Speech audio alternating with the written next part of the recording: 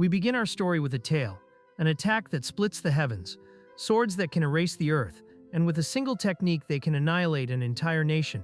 With this power, rivals can fight against entire armies. The heroes, soon. The mother asks the child if he loves this book, and the child, named Sorfot, says that he loves this book because the heroes are incredible, and he wanted to be a hero too. So he asks his mother if he could be a hero. His mother says yes, that he would become the best hero on the face of the earth, and if he tries hard enough, he could make even his dreams come true. Sorfot believes in his own dream, that one day he will become a hero. So, at that moment, the boy fell to the ground, and soon a man said that he had had enough. Sorfot had lost again, and the man asked if he was okay. The boy was younger, but he could still wield a sword. He really must have had natural talent. Natural talent cannot be passed on. So even with the same years of training, Ricardo wouldn't be able to do it. It wasn't that Sorfot lacked talent, it was that he actually needed to train more. That's what he did in his spare time. He trained over and over again. Even if he dropped his sword, he would pick it up again to train, to become a true hero. Years have passed since then, and Sorfot was getting stronger and stronger. Even before he realized it, he had already become one of the best sponsored in the village, and coming from a poor family, the only option he had was to become a mercenary. Mercenaries are not a class, they are a job that comes in the middle of the road, and the war with the Empire would break out. Soon Sorfot was sure that the hero could participate in this, and that he would see with his own eyes this kind of thing. And soon, after a while, Sorfot ended up winning his own battle. After a long time and quickly, little by little, he could become a hero. But soon someone tries to attack Sorfot from behind, and the mysterious man saves him from an attack by cutting through almost the entire forest. At that moment, Sorfot ends up getting scared when he sees that mysterious man, who says he would be late. At that moment, Sorfot didn't know if he was a hero, a monster, or something like that, and if he can really reach that level just by training, how long would it take? Besides all that, it was talent. So that was the power of real talent.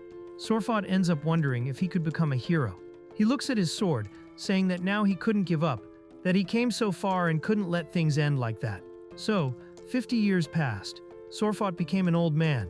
And in the Adventurers Guild, all anyone talked about was this old man who had worked in the guild for over 50 years now, and he was completely obsessed with the art of combat.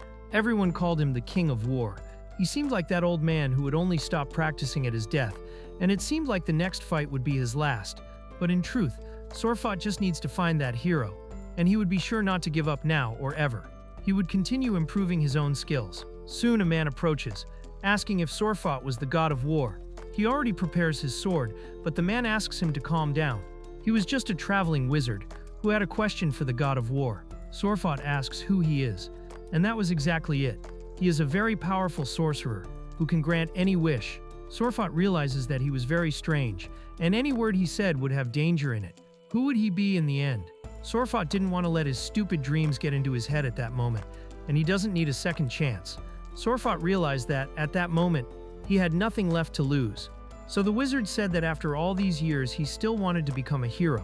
Now the army itself was in the mountains, and they would find the hero there. He should take his own second chance.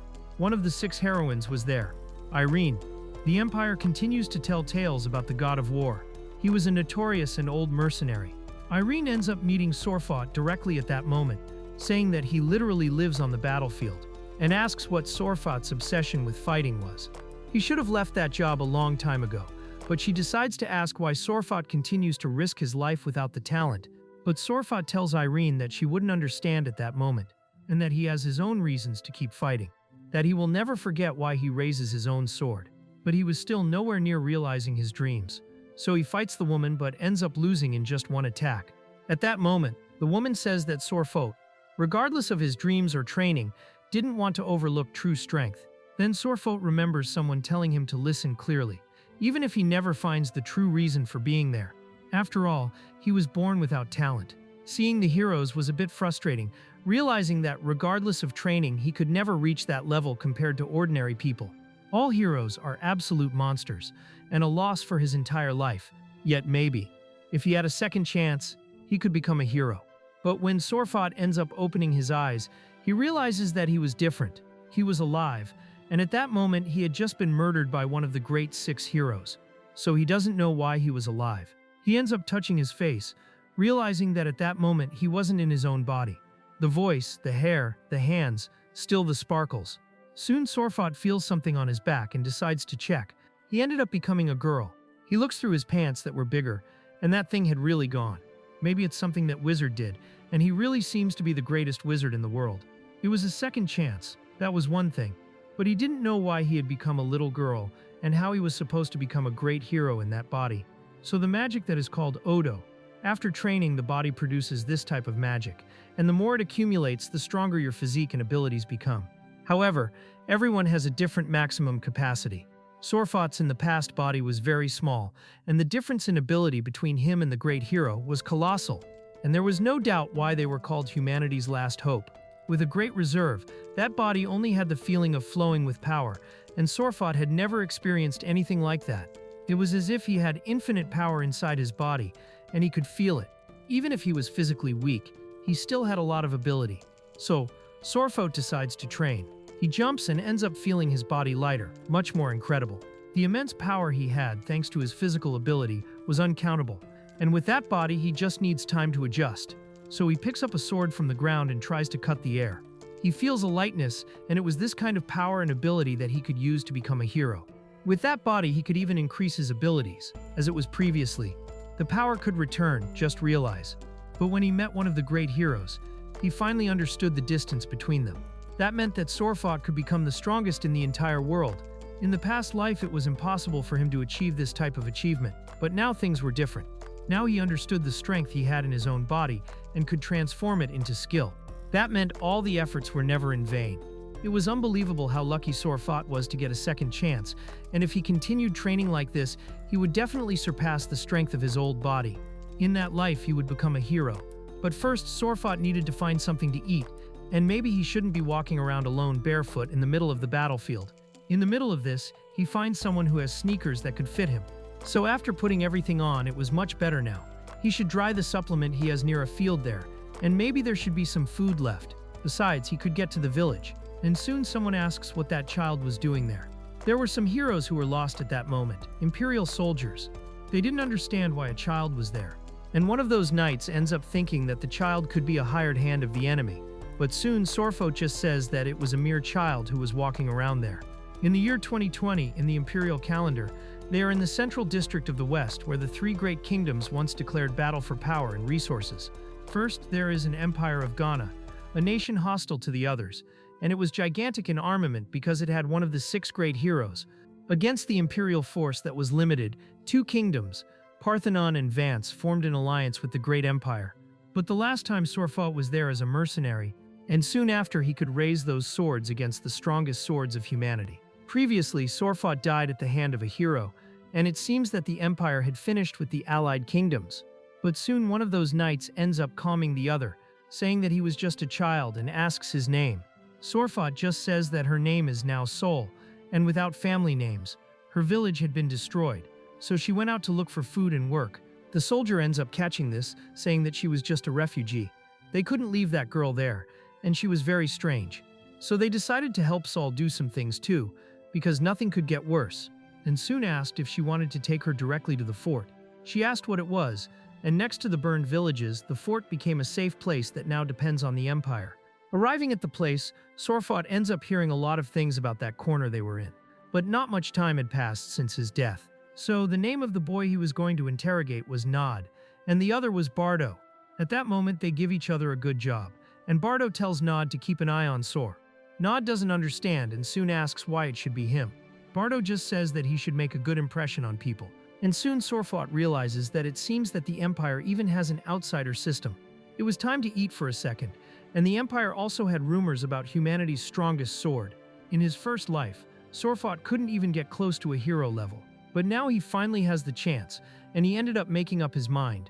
Then he gets up, saying that he has a request, and soon they go to the training camp. Sorfot had asked for a fight, and Bardo just says that he would fight Nad. But at that moment, Natty ends up getting very angry, saying that he would put Sorfot in his place because he is an imperial soldier who joined the army and is not a childcare worker.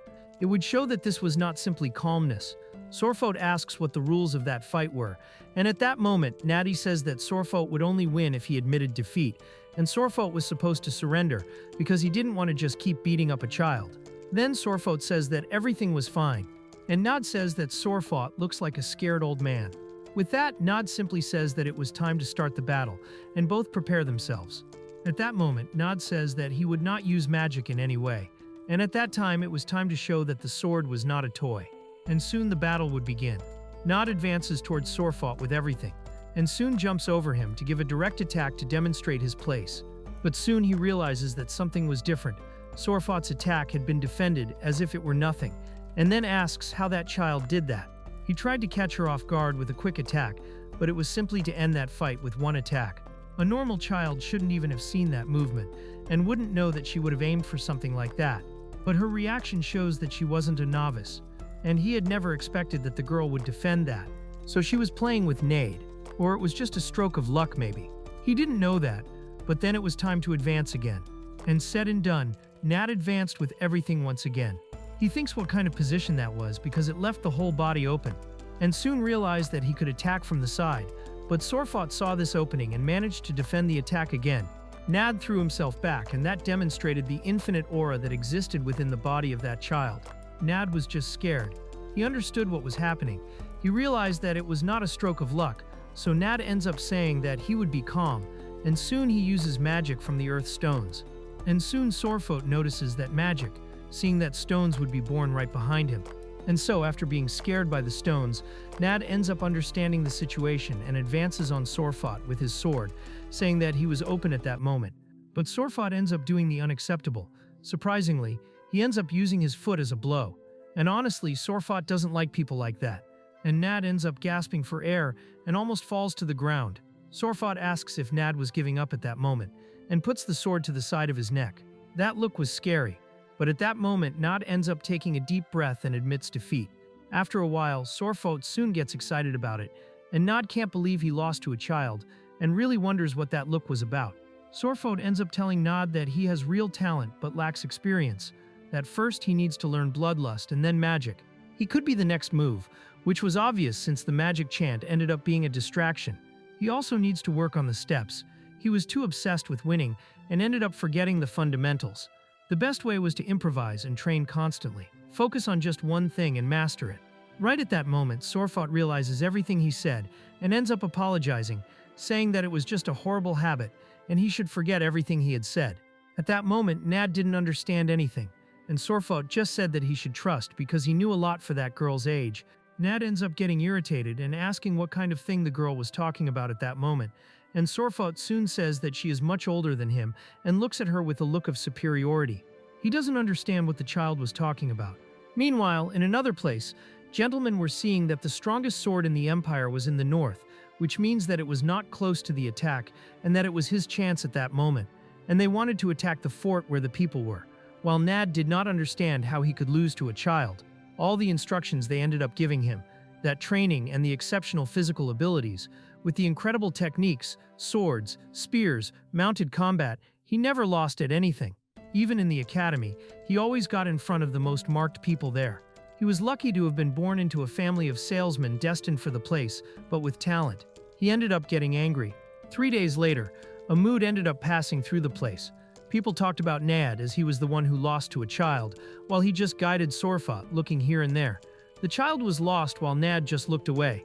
People teased Nad, asking him to tell how he lost to a little child. Nad was full of himself, saying that no one can compete with him, but he ended up losing to a child at that moment. And someone simply went head-to-head with him, but that made him lose his reputation. And that was also a shame. But he doesn't need to stay calm. It happens with all those moments. But Nad lost to a child, who was something strange. But Sorfot looked at those people from above with a scary look, and soon tried to say something. But Nad ended up stopping and telling him to stop at that moment. The people said that Nad was very annoying. Soon Dind asked Sorfot to stop calling him sir, and it was annoying. Sorfot ended up realizing that it was all his fault. Even though he puts his guard up against Sorfot, he still managed to face Nad. And after his defeat, all strong, he was only talking about that kind of thing. Even though Sorfot can't help himself, he feels very guilty about it, and Nad follows him here and there. And right at that moment, someone ends up approaching. It was Bardo, who ends up asking if he had time at that time, and so they go to the top of the fort, where Sorfot asks if he likes walking around on the wall, and Bardo says that the air there was incredible. Right at that moment, the child was down, and Bardo ended up realizing this and asking what had happened at that moment. Soon Sorfot ends up asking if she could fight Bardo, but he says he would already go through that, so they remain silent. And Sor says that it seems like she doesn't belong there, and asks why Bardo is so calm with her. Bardo ends up explaining that he should always be kind to a child, regardless of what it would be. And Sor stays quiet, saying that was it, so that special treatment was because of her age. Bardo asks if that wasn't normal, and sometimes it seems like she's not a child after all, but that was just a truth, and soon Sol asks if she could be treated as an equal. And Bardo ends up looking and thinking while Sorfot gets up, but at that moment he ends up taking an attack on the forehead that ends up hurting. Bardo ends up laughing a lot and says that no matter what happens and what she says, she is just an ordinary child talking about that kind of thing. Bardo ends up asking if Nod was giving that silent treatment as always. Sorfot just explains that yes, but he was always stubborn that way, and it was just to let him be that way because Nod had his own problems. But Sorfot didn't understand that. He really feels bad for breaking Nod's pride. He wishes he could have done something for him, but forcing it won't help at all. In a little while, the fort will be liberated by the group of 6 heroes, so she could return home somehow, and she probably won't even know who the lesson is, but the 6 heroes are from the Great Empire. But Sorfot already knew this very well. They named the entire continent around all of this, and they also gave it the honorable title of 6 Wings. At that time, there was a real monster in human form who was called Irene. The other was the man who commanded the Imperial Army at a younger age, called Gris. Then there was a fierce warrior who led the Kingdom of the Dead, Sigor, also a trusted leader of all existing soldiers, Rosber. Then the genius in strategy, who never lost a battle, Riebar Aijinind, and the most handsome man in the entire empire, Yuste. Together, they formed the title of 6 Wings. Sorfot ends up asking if by any chance the bard thinks it would be strange if she became one of them once. After all, she really wants to be a hero. Bard says that Sorfot has no notion of comfort. These are the heroes, and once he served the same unit as the woman, and she is currently a monster. Even her face may be beautiful, but she was hiding something very far from human in that form, and even though he trained his whole life, he never reached her level. And soon Sorfot says that was every man's dream. He could neglect the training and also needs a lot of things. But soon the bard ends up stroking the child's head, asking what kind of things she was talking about. That it was just a childish fantasy at her age. That guy too, and he also smoothed the heroes. That's why he can't observe them so much, because in his whole life there is something ahead. Sorfot just observes, and it's been 5 days since he arrived at the fort, but something strange happened. The vice captain ended up arriving late, shouting that they should get ready. That way, after the great damage that was caused by Irene, now they will continue through the mountain, and thus they would defeat all the soldiers that would be there, and in the president victory now they could continue. The soldiers ask why they would be advancing so much now. If everything was fine, they did not wait for the general, and if the temporal commander, he was rushing for glory. Sorfot realizes that there was something wrong. In the shadow of a doubt, the allied forces managed to get closer. But they ended up getting much closer to the defenses, and it was something that could come from a bad strategy due to the current situation. That was a terrible idea to advance, so Sorfot stayed in the Bard's group to defend the fort, but that should have been a terrible decision, because the knights seemed strong after all, but everyone was out of place. Sorfot was just watching while Nad was already irritated by all that. So the sun ended up setting, and they decided to exchange with some knights who were resting. The knight asks why he should rest, and Bard simply says that he was taking things too seriously. The vice captain was looking handsome for the next one, so they shouldn't be so stressed at that time. The forces would be able to take care of everything that was happening. Soon asked if there was anything out of the ordinary to make an announcement, but it was a child who was doing strange things. It seems that he was leaving early, and she was already taking the future very much into account. Honestly, there is nothing they can do there. Just finish the patrols, and that at the main entrances, which was something exhausting, and leave the child to lead her life peacefully. Soon they were talking, and Bardo asks everyone to be quiet at that time, because he sees something that was out of the ordinary. Lights were coming towards the forest. It was someone's troop, but nobody knew what they were doing there. They were sent directly from the captain, and that they must have had some order for supplements there. The guard wonders what was happening, if the captain was really there, and asks to open the doors, but Bardo doesn't let him, and asks to show the faces of the people who were there. The man ends up getting angry and says he understands, and soon after showing his face, he ends up advancing to the attack because now they would defeat all those people who were there and throw them all to the ground, because they would raise the flag there once again, and so he advances to the attack, breaking the right door. And now it was shouted by all the commanders that they were under attack and that they were trying to annihilate the fort. Sorfot was just aware of that, saying that it was the beginning. Nad wonders what was happening, if they were under attack at that time, and soon tells Sorfot that he needs to run, but Sorfot was preparing his sword. Nad asks what was happening at that time. If they were under attack, it wasn't the time to train, and Sorfot says he knows this kind of thing would happen. That's why everything was getting more interesting. Soon after, an aura ends up hitting the entire fort. He remembered that guy, his name is Bogard Romholf, and also he is the warrior of a nearby kingdom. The soldiers advanced to finish off the warrior, but it was too late. This hero took his sword and cut down all the warriors as if they were nothing, saying that they were pathetic insects. Bard can't believe that a hero was sent after them. And since I was taking this situation, the whole series about destroying the magic room, and in fact the magic room is a room in that house that fortifies the fort's barrier. If that falls, everyone was lost. Bardo thought that the four walls would not be strong enough, so they were aiming for that kind of thing. Soon a guard calls Bardo's attention, saying that now Group 3 and 4 were completely erased. The enemies must have arrived in the magic room a long time ago, and from that limit, everything would go wrong. So we go back in time minutes. One of Nad was talking to Sorfot about saying that what was happening was interesting, and Sorfot explains that it was the first path he could follow. Nad doesn't quite understand, but soon Sorfot ends up jumping out the window, and Nad doesn't let him, saying that this would make any child lose their life. But Sorfot ignores it, taking the time to throw himself with everything at an approaching warrior. Sorfot ended up cutting off the heads of the two who were there, and approaching with the sword, and soon Sorfot realizes that he should take a look at the situation. The main objective was to capture the fort. A massive army was nearby. And in the midst of this, they sent just one group, and even the Imperial Army wouldn't be able to deal with that group massively. So since they are under attack, the attack is definitely led by a hero. So at that time, the day had finally arrived where Sorfot could possibly face a hero in battle. And only for a while the hero will obviously need to get to the magical place, and Sorfot needs to run because he eagerly wanted to meet the hero as soon as possible, and needs to test the point, to what extent that body can handle the attacks.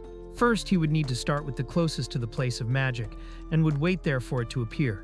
He eventually, and in the middle of it, while he was running, a warrior ends up visiting, and Sorfot easily defeats him after an attack, cutting off his head and letting him fall to the ground. His union data was already there.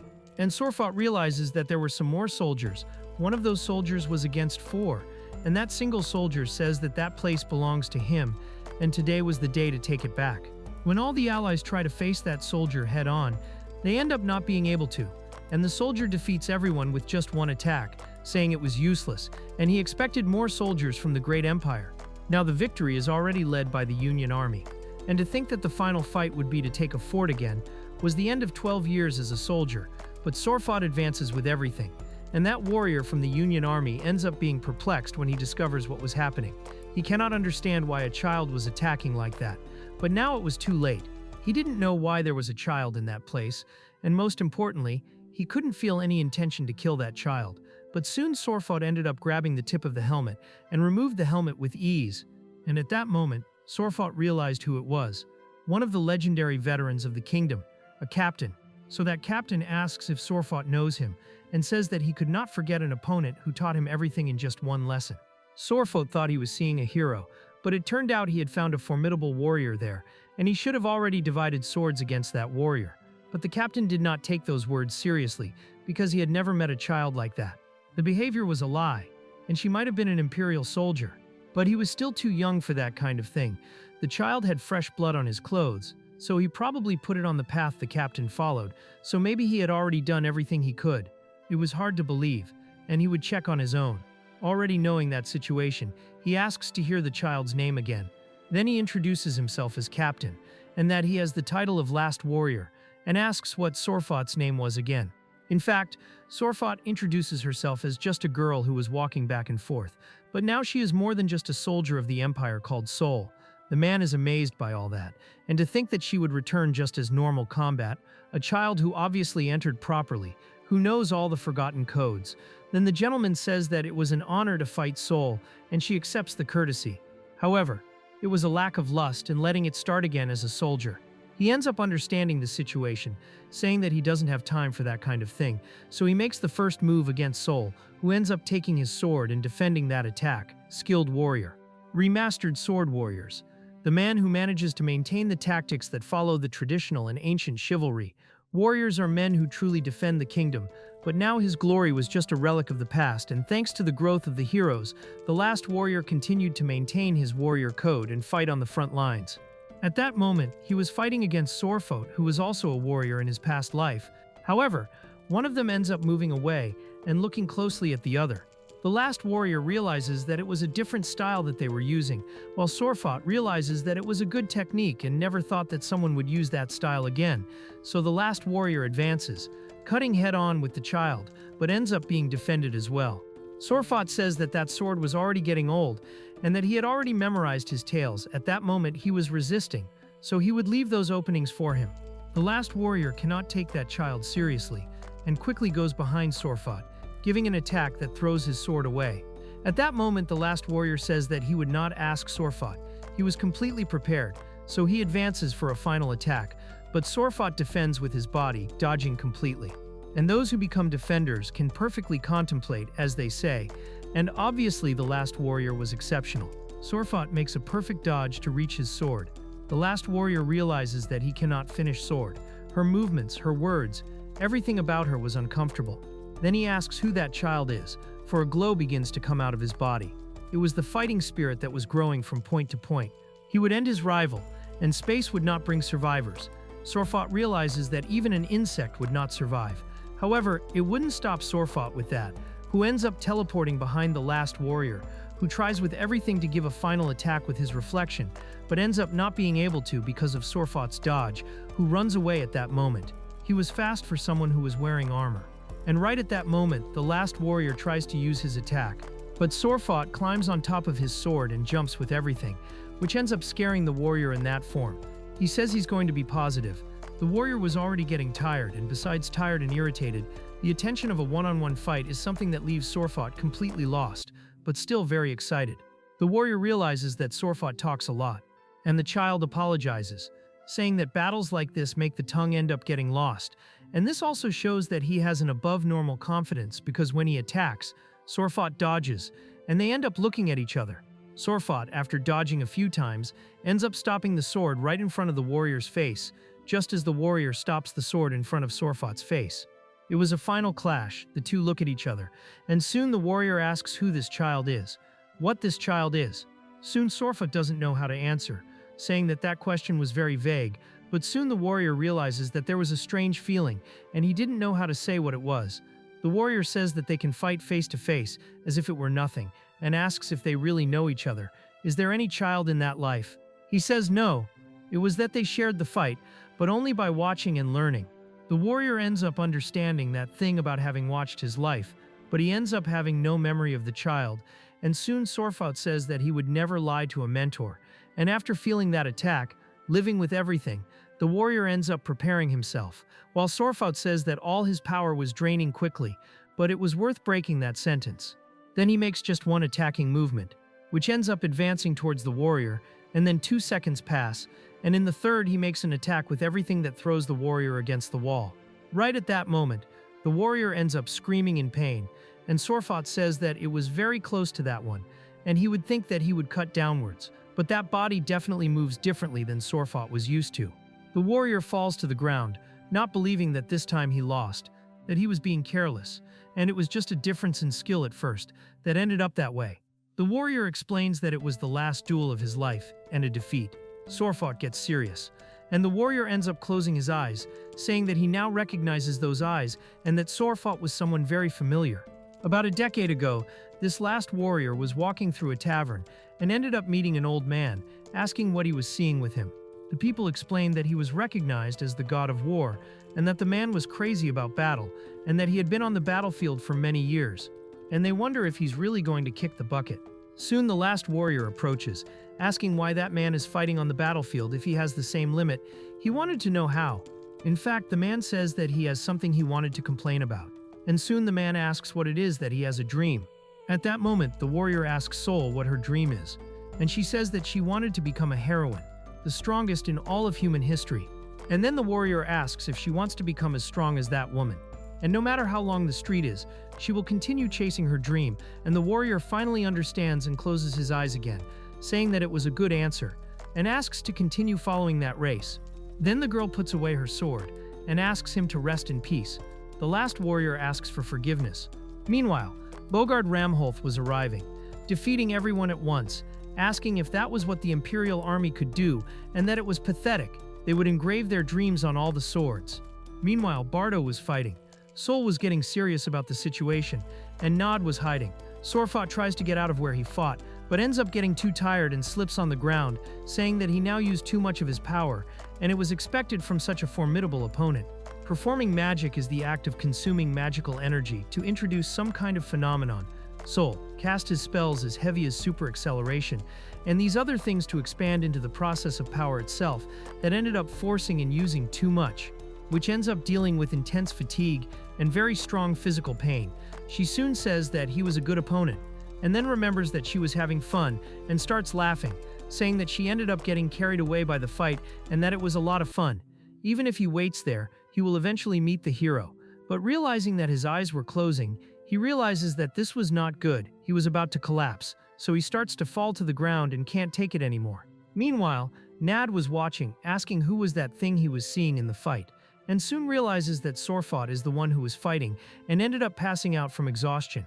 And if sleeping there would mean losing his life, Nad realizes that he was just a child and should have stayed hidden in some corner for his age, but in fact he ended up advancing onto the battlefield that way.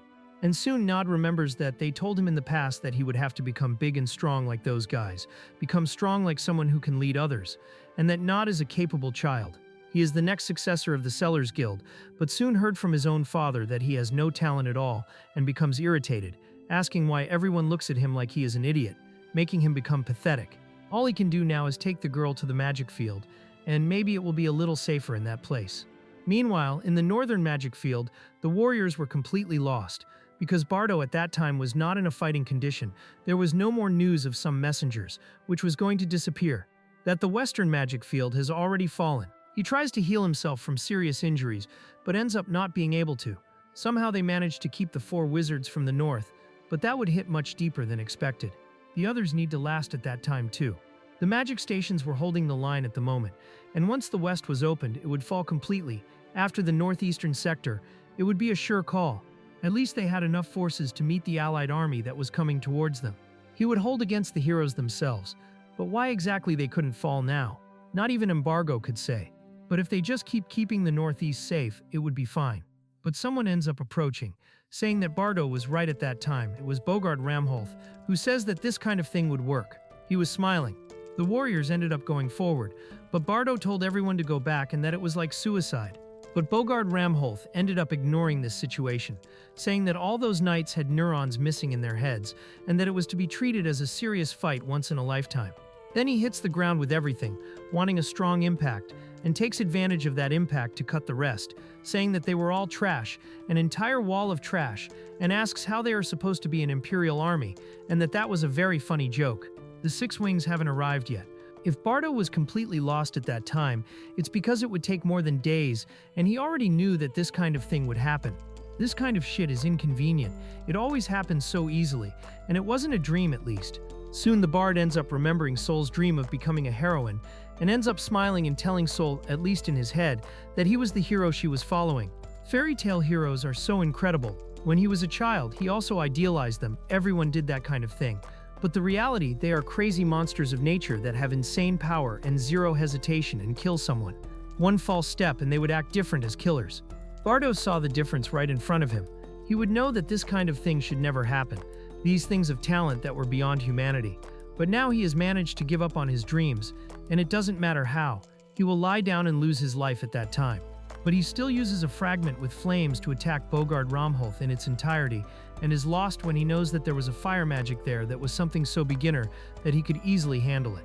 But that hits an armor, and Bogard Ramholth is lost in what could happen, and those explosives that end up exploding in the whole place.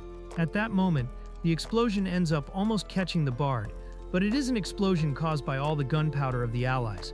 Without talent, they still managed to fight somehow. After the explosion, Bogard Ramholth became angrier, saying that they are bastards, and asks if this is the kind of thing that the Empire ends up playing with, and that he obviously hates that kind of thing, and tries to cut off the bard who was in front of him, saying that at least he would be helpful for that kind of thing. His body ends up taking the attack, and soon he wonders if this is how it will end. He remembers the people calling his attention, saying that he would return home. Nad ends up approaching that place, realizing that Bardo was with his body lying on the ground. He wonders what kind of thing happened. They soon look at the hero who was in front of them, asking what that was. Bogard Romholth realizes that there was one more left and tries to attack Nad with everything, telling him to lose his life at that moment. But soon Sorfot ends up waking up and woke up defending an attack completely from that hero. Bogard Romholth was lost, while Nad was too. Seeing who the child defended the attack with, Bogard Romholth gets angry, asking since when did the battlefield become a place for children to play. Nad was scared at that moment, wondering why Sorfot is doing that. Bogard Romholth can't think about how the child ended up defending his sword, and that maybe it was luck or something like that. So he ends up advancing on Sorfot at that time, but Sorfot grabs Nad to throw himself with him, and ends up pushing the boy away, while Bogard Romholth destroys everything around them, throwing the child onto the battlefield. And then Sorfot says that everything was fine, and so they fall while Nad just watches. Bogard Romholth looks directly at Sorfot, asking why this kind of thing was happening, and what he was assuming. Bogard Romholth asks who that child was. And after introducing himself, Sorfot says that it was a pleasure to have entertainment at that time, since he is the hero of a kingdom. Bogard Romholth is irritated by the way Sorfot was speaking, and says that maybe he has a death wish for this event to happen, since everyone was wasting their lives, and that they should all be next and prepared for battle, since he was there. Sorfot gets happy and then gets serious again. He never thought he would want to wake up the hero's sword right in front of his face, and maybe he hoped Nod was okay at that time and that body was really still heavy and all his power hadn't returned yet. But just looking at the hero in front of him makes his blood shine out of curiosity, so he should rush to fight that hero, and what kind of sword he will make, what kind of magic he will use, and what kind of punches he will take. Everyone should take a look at this. Bogard Romholth prepares his armor, telling the child to stop looking at him that way because it was a bit strange, and this kind of thing was still complicated, since this child is still old enough to be cared for by his mother, and really thinking about this kind of thing, he really should get out of the way. Sorfot ends up staying quiet and doesn't know who Bogard Romholth was talking to, and soon she can realize that she was going crazy. Bogard Romholth advances on Sorfot at that moment, and if he is the guy who took the captain's head. So at that moment, Sorfot tries to attack with all his might, but ends up being defended. The movements were far ahead of the child's age, and perhaps this is the scene from the Empire. Sorfot realizes that he was barely able to withstand Bogard Romholth's attack. But just like that, Bogard Romholth kicks with everything, and Sorfot jumps to defend that attack, thinking that he was only aiming at a place where there was no armor. And right after that, Bogard Romholth attacks with his sword upwards. Ricardo was already in the air. He ends up dodging the attack that was disturbing Bogard Romholth's head, and what kind of thing he will do after winning. Then he starts to put the sword on the ground to use magic. In Majesty, he asks to borrow all the attributes, the creations, the form of fire, the primordial, the fire that was everywhere. It was an incarnation magic. How long the confrontation, the greater form of power, would be. And there is a version that could not be used at that time, but he still continues to do it until he creates a supreme fire, and it was an incredible power that was having enormous talent at that time. Sorfot is happy to see that power, and soon after ends up dodging some attacks, but a spear of fire advances in his direction, and he tries to defend himself with his sword, but it was difficult. It was burning, it was hurting, and his consciousness was slowly fading. But soon Bogard Romholth ends up kneeing Sorfot in the stomach, realizing that his sword was useless, and Sorfot is thrown backwards after hitting him a few times. It seems that he even realizes that Sorfot reached his limit at that moment, and that was the difference between a hero and that child. It was something that could not be held so easily. Precisely, the wall that he needed to break was not so easily there, but Sorfot holds his sword tighter, saying that he still hasn't reached his dream. And there are things that he needs to take to the end in places like this, and Bogard Romholth says that he hates this sight, but after seeing this difference in strength and the spirit would not break, so Sorfot ends up running away, missing Bogard Romholth, who is irritated to see that that child was arranging everything so easily, and admits that he is a fast child. Then he grabs Sorfot's hair, thinking that he will regret having hair as long as that, and so he grabs the hair with everything and throws Sorfot to the ground. After seeing the body of that child is almost destroyed, he manages to think that he only managed to destroy a child, and that the person who was recognized as having the sword of the kingdom was dreaming far beyond the path of life. It was a bunch of people who should have been sure of being true heroes, but wanted to have their dreams destroyed at that time. But soon Sorfoot still stands up against Bogard Ramholth and leaves some attacks. Bogard Ramholth ends up running away and gets more and more irritated, saying that Sorfoot's habit is to think about his weight now. The sword managed to hold the entire attack, and soon Bogard Ramholth says that the child passed and that he would beat him down now. Then he holds Sorfoot's head, saying that something was not right, and after giving some knees to Sorfoot's stomach, he realizes why a child was fighting so desperately. But he doesn't care. He takes his sword, and thus he would show what was really the difference between a hero and a normal person.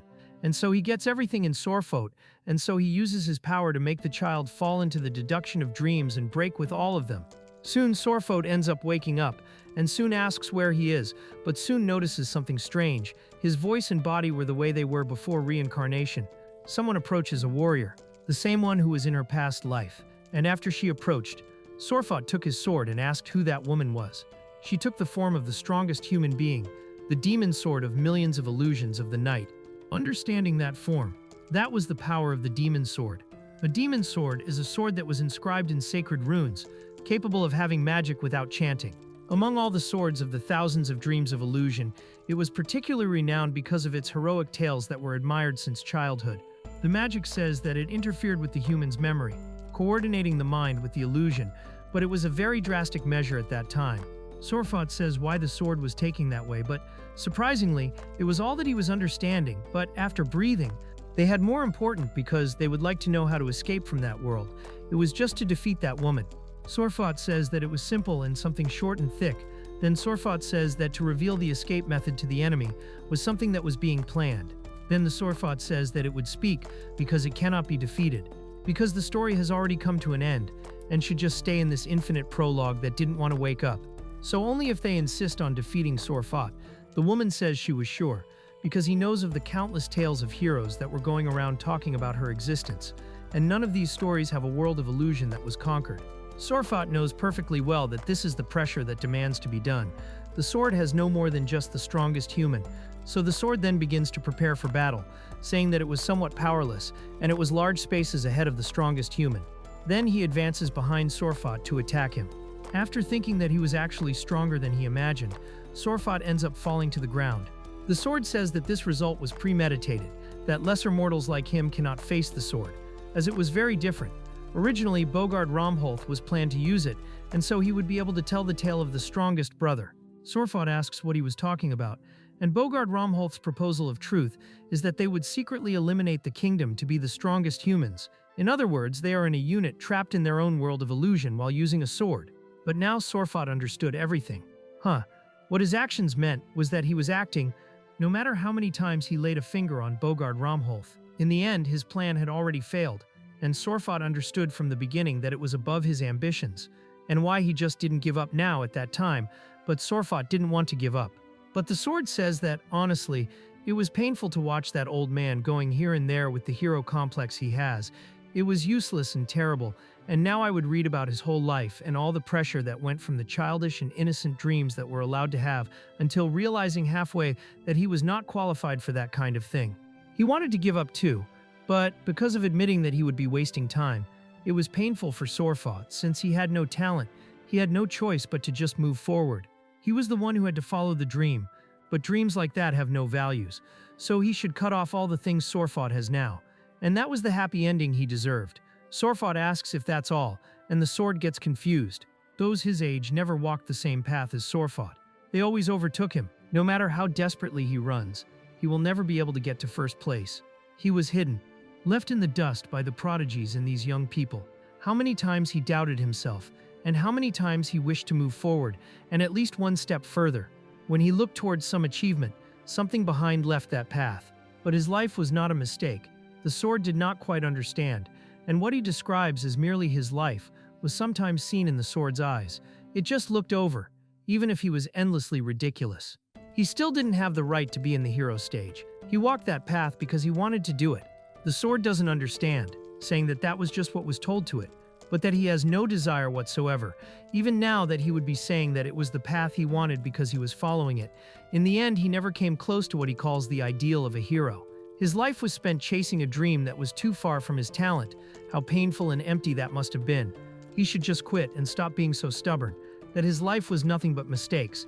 And he understands, because Food Sorfot would understand that, no matter how high the wall in front of him is, no matter how many times his body manages to stop, he should never understand the happiness of pursuing a dream.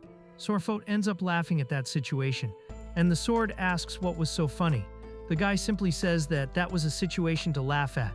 He was given a second chance, to be reborn as a younger girl, and he still followed his dream. That was Sorfot's final warning. But not that he asks to listen very well. He will not let that opportunity disappear like that. The end point of his life was there, and everything Sorfot wanted to stay just there. But Sorfot says no, it's that those were the beginning, and in the end of everything, it was what he wanted. He just followed the first page, and there is still one more solution. Sorfot asks Espada to move on, and now he will see what lies are behind that dream. The sword says that it was a sad fantasy to follow, and if everything is right, he has no chance of winning, because the sword was not, but is, a stronger human. And so at that moment, Sorfot ends up defeating the sword with one attack and wonders why it was happening. Soon Sorfot understands that the sword was supposed to be just a mere imitation of the memories of what was supposed to be the strongest human. But now it was no longer in his memory. He was going to carve his own legend, a page that was marked in the past, the first page of Sorfot's heroic tale. Meanwhile, in the real world, particles begin to come out of Sorfot's body, while Bogard Ramholth says that those who are aimed at by the sword are forced to see their own end, and throws the child's body away, no matter how much it takes. Sorfot just watches, seeing that he would be drowned forever, a dream he never managed to wake up from. But the child woke up and flew directly behind Bogard Ramholth with a direct attack. Bogard Ramholth did not understand, asking why and how that happened. The sword ends up shaking, and Bogard Ramholth asks what was wrong with the sword, and he was supposed to answer all that now. But soon he stops that situation because Sorfot just said that his sword was already lifeless, and after Bogard Ramholth was left without reaction at that moment, he says that the child was lying, and soon the fact that Sorfot was there was enough proof that the sword was already lifeless, after laughing a lot at that situation. So he refused his ending and would obviously create Sorfot's ending there now. It was a surprise that he managed to dodge all that attack from Bogard Ramholth earlier. The damage he would have taken from that would be something he could not neglect, and would only bring his end. As said before, Sorfot needs to plan something to create an opening in Bogard Ramholth's defense. But wait, think about what the sword had said about Bogard Ramholth's plan until it failed. In the end, he wonders why it failed, why the strongest brother fought and lost. He just managed to keep that. But still, Bogard Ramholth was in panic when he broke the illusion of the sword. It meant that the strongest brother was never shown in that world, but when the sword appears, Bogard Ramholth also soon after the strongest year is taken. There were no. Bogard Ramholth asks what the child was murmuring, and then Sorfot asks why he fights against the strongest human, and why he does not go after them. Bogard Ramholth panicked, and soon remembered a man who once said he owed him some things, and was to live life in the easiest way. Nobody likes Bogard Ramholth. In his past life he was a heaven with potential, and the power he has could even enter the knights in the royal army, where he could get some allies. Bogard Ramholth says he wasn't interested, because it was that old man's dream after all. But the man says that it was important. But Bogard Ramholth takes over, saying that it wasn't interesting to become an old man like that, and thanks him for being with him with the dream, after laughing a lot. That would be funny. So after walking, he asks why a body would appear there that was lost at that time. The points had no salvation for those who had talent. Bogard Ramholth would not accept that. He would write it at the end himself, and even that guy, after a long time, Bogard Ramholth ended up asking what that was. Taking care of the empire of the strongest human being was a direct order from another lord, a final mission that he would postpone the Knights Festival for later, and thus be released when that lord would lead. He would name Bogard Ramholth, and Bogard Ramholth asks why he himself, that guy is not even a captain. But he wouldn't take care of it with the demonic sword he has and his skills too. The dream of restoring the knights would leave everything to Bogard Ramholth, even at that time. Since then, Bogard Ramholth would make it happen, but that idiotic idea of a stronger human being but a woman, he was in the way, and just looking at Bogard Ramholth makes his body tremble, and he would ask everyone to take care, and he would come back with everything. The knights did not understand at that time what was happening, and Bogard Ramholth just says that they would be moving, and then asks what that woman would be thinking. But when he sees the eyes of that child, even that woman, Bogard Ramholth ends up going crazy and asking what Sorfot knows about that time after realizing that it was a quick direct attack. Sorfot realizes that he wouldn't be able to dodge that attack, and so Nod appears right behind Bogard Ramholth to cut off that guy's arm. Right after the attack, Nod ends up kneeling, and he had a difficult face, trembling.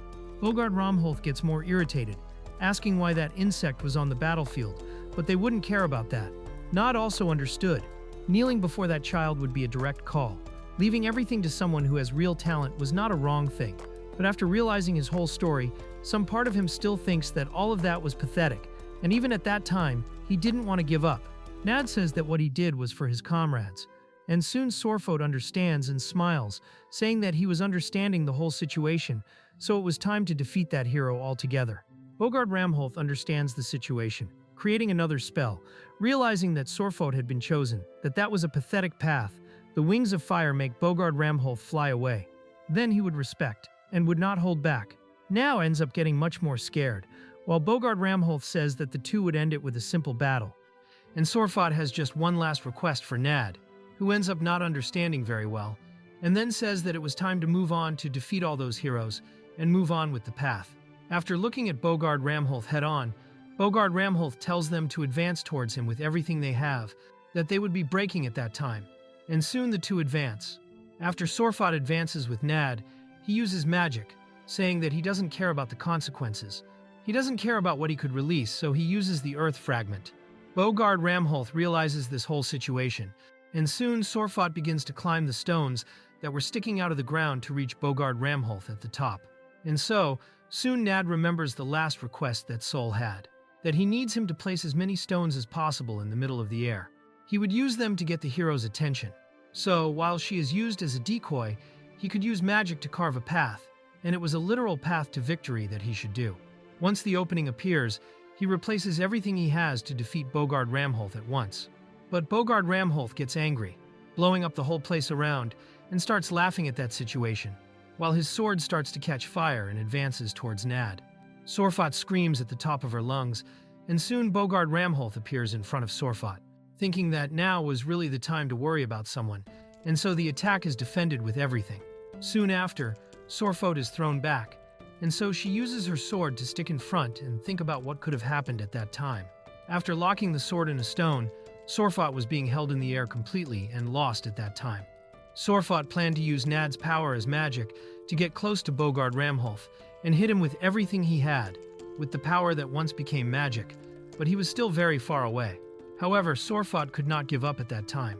The hero that remains, Sorfot would pass through that wall that was between the two to become the great heroes of that time.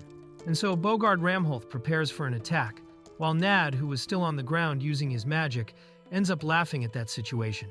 While Sorfot advances, saying that they haven't fallen to the ground yet, Bogard Ramholth gets angry, asking not to worry about their heads, as it would crush everything they have. After Sorfot advances with his through the rocks, he advances for a direct attack against Bogard Ramholth, and at that moment, Bogard Ramholth ends up advancing, saying that it was just a little more that Sorfot needed. He was almost there, just one more step. So Nad shouts Sol's name, asking her to jump onto the rock that was just below, and so Nad ends up shouting to go forward with everything. That's what Sorfot does, takes a step onto the rock to jump one last time, while Bogard Ramholth says that it is there that they both met their happy ending. It was a dream that never ended. In reality, Sorfot's dream, not as the strongest human, and not as a primordial hero, but he is also not as a hero. Before him, no one had a story about it. But Sorfot's own story begins now, and he would also be grateful for everything that happened, because now they could drown in that day they believe in. Sorfot ends up dodging Bogard Ramholth's attack, taking only a cut on his cheek, and so prepares his sword with everything. And after looking directly at him, he delivers a blow that ends up breaking Bogard Ramholth's sword, and hits an attack directly in his face. So Sorfot says that Bogard Ramholth's habit in moments of reflection, they simply follow the sword itself, which was impossible to make precise trajectories. But Jesus asks if he lost, and how did he get into that situation? And brute force alone he should be superior, but he doesn't understand what that difference was between them. In fact, Bogard Ramholth knew. Every time their swords crossed, he felt that difference. That child needed to resolve to carve out his own story, even when he was bleeding. Still managed to move forward while watching them, writing the other abandoned stories in their own tales and running. Bogard. Ramhol thought he was pathetic. That difference was why he lost, and it was because of that he didn't feel bad about this situation. Sorfat ended up losing his consciousness high up, and in the end, Bogard Ramholth realized that child demonstrated something interesting to him for the first and last time. It seems that he finally managed to take a step to stop his own story too. Nad runs while using his magic to resonate and wish the Earth's request so far to not let the child die, and the stone should reach the child as far as it can. Then it falls to the ground. Nad runs to get her attention, and after calling for a while, Sorfat starts to show signs of life, and at that moment Nad realizes that everything was getting worse. After asking if the child is okay, Sol says that it seems that her Vittoria was in a critical situation, and that was why that situation was so funny. She laughed while Nad assured her.